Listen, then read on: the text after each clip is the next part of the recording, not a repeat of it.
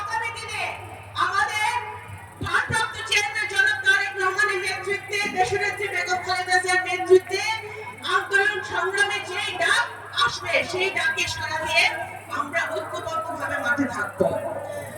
আজকে অন্তর্বর্তীকালীন সরকারকে প্রতি আমাদের আহ্বান থাকবে, আপনারা এই দেশের একটি ক্রান্তিকালে আপনারা দায়িত্ব গ্রহণ করেছেন। আপনাদের উপর বাংলাদেশে এবং আন্তর্জাতিকভাবে সকলের ভরসা আছে। আপনার সকলে চায় যে আপনারা সার্থক এবং সফল হন।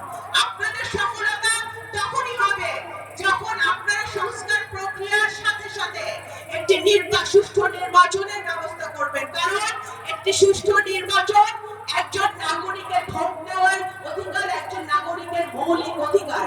এটা সংস্কারের একটি অংশ, যেটা শেখ হাসিনা ধ্বংস করে দিয়ে গেছে। আজকে সংস্কারও চলবে, চলতে হবে, কারণ সংস্কার বাংলাদেশ জাতীয়তাবাদী দল প্রথম সংস্কারের কথা বলেছে বাংলাদেশে। বাংলাদেশ জাতীয়তাবাদী দল অবশ্যই সংস্কারের পক্ষে এবং সংস্কার চালিয়ে যেতে হবে। প্রত্যেকটি প্রতিষ্ঠানে সংস্কার করতে হবে। তার আগে সবচেয়ে মৌলিক যেটা সংস্কার, মানুষের ভোটাধিকার, সেটাকে ফিরিয়ে দিতে হবে।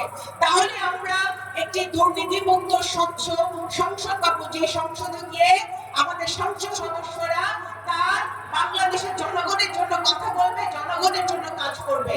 চুরি ডাকাতি করে হাজার হাজার কোটি টাকা দুর্নীতি করে বিদেশে পাচার করবে না। সেই রকম সংসদ, সেরকম সংসদ সদস্য, সেরকম প্রধানমন্ত্রী আমরা